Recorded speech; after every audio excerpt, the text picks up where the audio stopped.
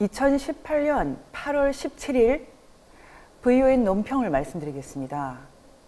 오늘은 전시 전후 납북자라는 대신에 실종자라는 단어를 법적으로 사용하자라는 주장을 하는 국회의원들에 관한 논평입니다.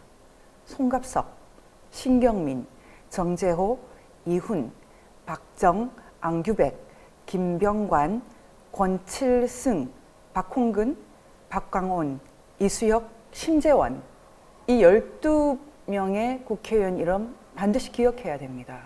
이 중에는 언론인 출신 신경민 씨도 있고 외교관 출신 이수혁 전 독일 대사도 포함되어 있습니다. 도대체 지금 우리나라에 무슨 일이 일어나고 있는 것입니까? 많은 사람들이 걱정을 하지만 이 정도면 정말 심각합니다. 북한이 원하지 않기 때문에, 북한이 화를 내기 때문에 이런 입법을 한다고 합니다. 이것이 평화를 위해서 좋다고 합니다. 여러분, 우리가 자유를 잃고 우리가 이 나라를 잃고 김일성, 김정일, 김정은 초상화 집에 붙이고 사는 것도 자유입니까? 평화입니까?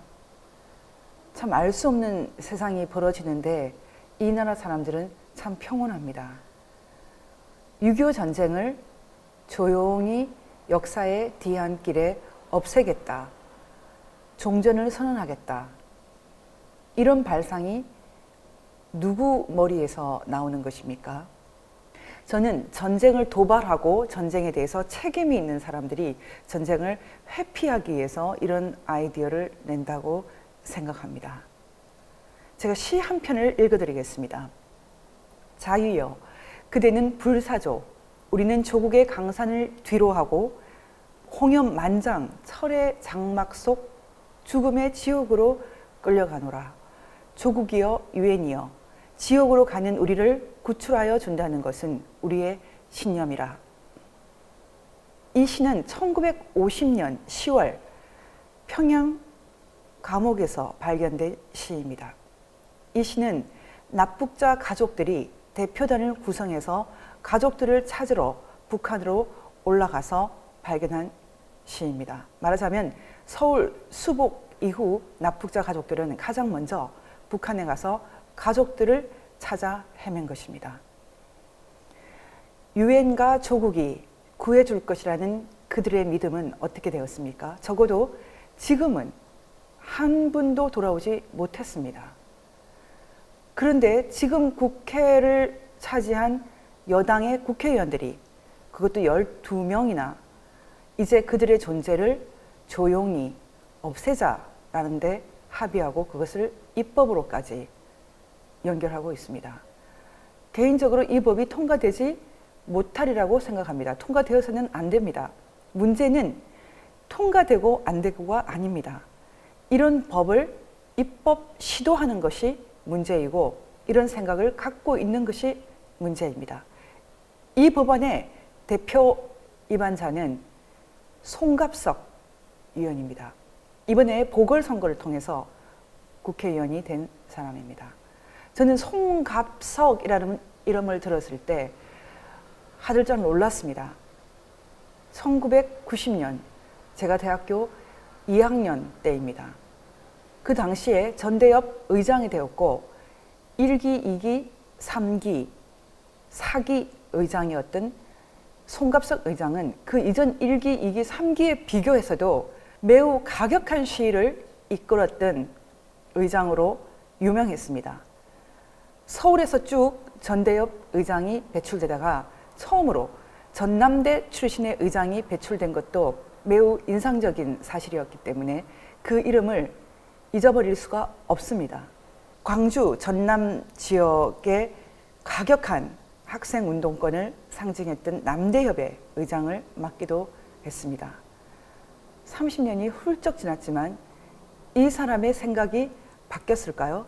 적어도 대한민국 국회의원이 되려면 김일성 우상화를 받아들였던 주체사상파, 수령론을 받아들였던 주체사상파라면 전향 정도는 하고 와야 되는 것 아닙니까? 당연히 전향이 되었으리라고 많은 사람들이 생각하고 있습니다. 저도 그렇게 믿고 싶습니다. 그런데 북한의 전쟁 책임을 조용히 없애겠다. 전향된 사람들이 이런 생각을, 이런 발상을 내놓을 수가 있습니까? 북한은 1950년 6월 25일 6.25 전쟁 도발에 대해서 숨기고 싶은 각오로 생각하고 있습니다. 1980년대에 나왔던 독일 작가 루이제 린저의 북한 이야기 앞부분에는 김일성과의 대화를 소개하고 있습니다. 내 손으로 민족에게 피를 흘리게 했다. 남침 고백입니다. 저는 그 책을 읽을 때 아마도 북한이 남침을 했다라는 것이 김일성 입을 통해서 나왔건 공식적인 채널을 통해서 나왔건 인정을 한 것이 아마 처음이 아닐까 그런 생각을 했습니다. 사실이 아닐 수도 있겠지만 어쨌든 북한이 김일성 일족이 단 한 번도 남침을 공식적으로 인정한 적은 없습니다. 6.25 전쟁에 대해서 많은 의견들이 있지만 6.25 전쟁 도발이 김일성에 의한 것이다. 이것을 부정하는 사람은 없습니다. 만약 정말 6.25 전쟁이 끝났다면 전쟁의 책임을 져야 합니다. 돈이나 이런 것으로 배상하는 것은 지금은 중요하지 않습니다. 일단 생사부터 확인을 해줘야 합니다. 그런데 10만 이상이 납북되었는데 아직까지 생사 자체를 확인해 주지 않고 있습니다. 지금 대한민국 국회의원이라고 하는 사람은 이제는 생사 확인을 위한 노력은커녕 이 문제를 지워버리자고 합니다. 북한이 좋아하지 않는다고 합니다. 도대체 이런 일이 있을 수 있습니까? 한번 들어보십시오. 납북자의 98.1%가 남성입니다. 남자들만 대량으로 실종될 수 있습니까? 누군가가 끌고 가지 않고 가능한 일입니까? 납북자의 88.2%가 1950년 7월부터 9월 북한 점령기에 사라졌습니다. 이런 식의 자발적인 실종이 있을까요?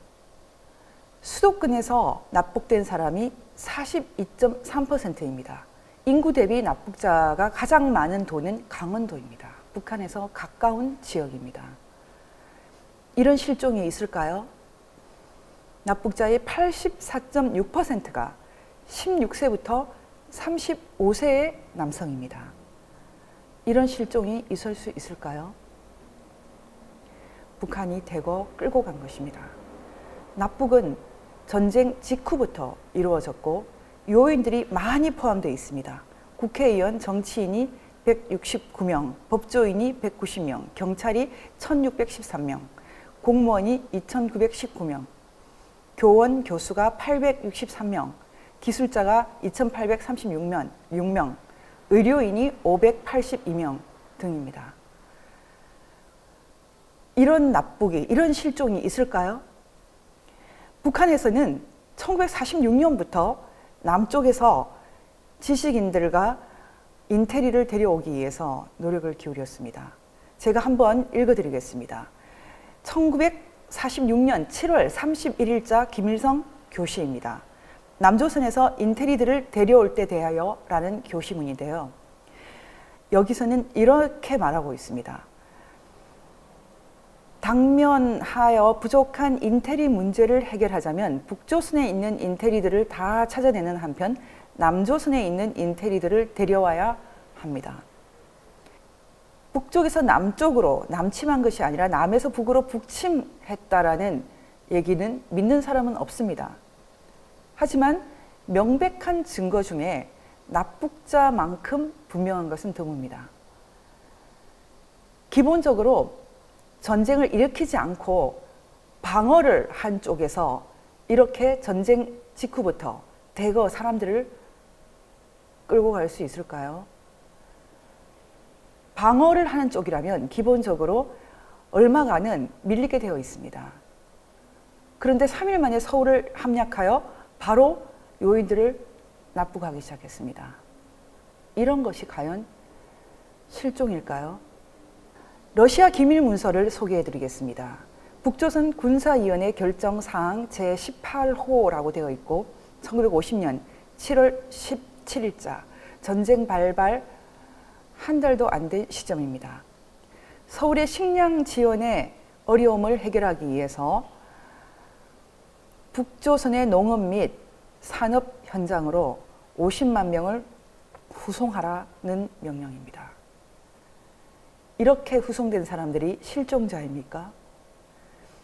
일본 동경 주재 미국 대사관에서 서울 상황에 대해 본국에 보고한 보고서를 소개해 드리겠습니다. 1950년 10월 11일자 서한에 납북을 입증할 수 있는 내용이 들어가 있습니다. 1950년 9월 17일부터 28일 사이 감옥에 수감되거나 억류되어 있었던 상황에 있는 사람들 중 1만 명 이상, 적어도 2만 명의 정치범들이 서울에서 사라졌다. 점령 마지막 며칠간 공산당은 대한민국에 충성한 음악가, 목사, 공무원, 사업가와 같은 사람들과 무기를 운송할 수 있는 청년들을 북반부로 전출하는 데 몰두했다. 이렇게 적혀 있습니다.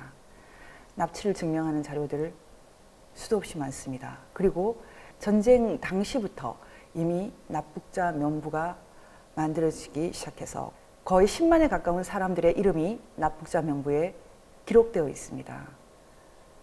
이 사람들이 다 단순 실종자입니까?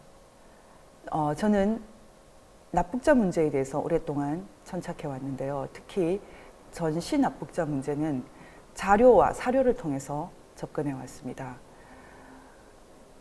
2005년부터 한국전쟁 납북사건 자료원을 가족회와 함께 만들고 증언을 체록해 왔습니다. 그 증언을 통해서 알 수 있는 것은 가족들이 보는 앞에서 끌려갔고 데려갔고 또 유인을 통해서 협박을 통해서 사라진 이후에 돌아오지 못한 사람들이 대부분입니다. 이런 것을 실종이라고 부릅니까? 정말 심각한 문제는 자의적으로 역사를 덮으려고 합니다. 그렇게 함부로 역사를 다루는 사람들이 왜 아직도 위안부 문제는 말하고 있습니까? 일본이 위안부란 말을 싫어한다라고 하면 이제 위안부 문제가 사라지는 것입니까? 참 답답한 일입니다. 대한민국 국회의원 중에 이런 발상을 가진 분들이 많다는 것, 그것도 정부 여당이라는 것, 너무나 안타까운 일입니다. 이분들 가족들에게 사과해야 합니다. 그리고 피살당하고 학살당한 많은 전쟁 희생자, 특히 민간인들 앞에 고개 숙여 사과해야 합니다. 대한민국 세금으로 월급을 받으시는 분들입니다. 정말 이렇게 해도 됩니까? 나라가 너무나 심각합니다. 우리가 어디까지 가려고 이렇게 합니까? 1990년대에 그렇게 가격했던 김일성 키드들 아직 생각이 안 바뀌고 지금도 이 나라를 김일성 손자에게 갖다 주겠다는 것입니까? 감히 어떻게 국정원과 기무사를 무력화시키고 감히 어떻게 우리 경제의 근간인 원자력을 이토록까지 심각하게 기반을 무너뜨릴 수 있습니까? 이제는 6.25 전쟁을 조용히 지우려고 합니다. 있을 수 없는 일입니다. 김일성, 김정일, 김정은은 반인도 범죄자라고 국제사회가 규정하고 있습니다. 2014년 UN 북한 인권 조사 보고서는 이 부분에 대해서 명백히 밝히고 있고 6.25 전쟁 납북자 문제에 대해서도 반인도 범죄로 다루고 있습니다. 대한민국 국회의원이 왜 반인도 범죄자의 편에 서는 것입니까? 히틀러를 지지하는 것과 무엇이 다릅니까? 왜 국제사회의 기본 규범도 있고 인간이 살아가는 기본 가치도 잃어버리는 것입니까? 갑자기 가족이 끌려가서 60년, 70년을 돌아오지 않고 있습니다. 그 많은 사람들의 가슴에 왜 대한민국 국회의원들이 못을 박습니까? 법률안을 폐기하는 것은 물론이고 사과해야 됩니다. 사과하지 않으면 이 나라를 사랑하는 한 국민으로서 사퇴에 이르기까지, 아니면 다시는 국회의원 되지 못하도록 하는데 모든 노력을 기울일 것입니다. 너무나 심각한 가치 위기의 시대입니다. 잠들어 있는 분들 제발 깨어나시기를 바랍니다. 이상으로 VON 논평이었습니다.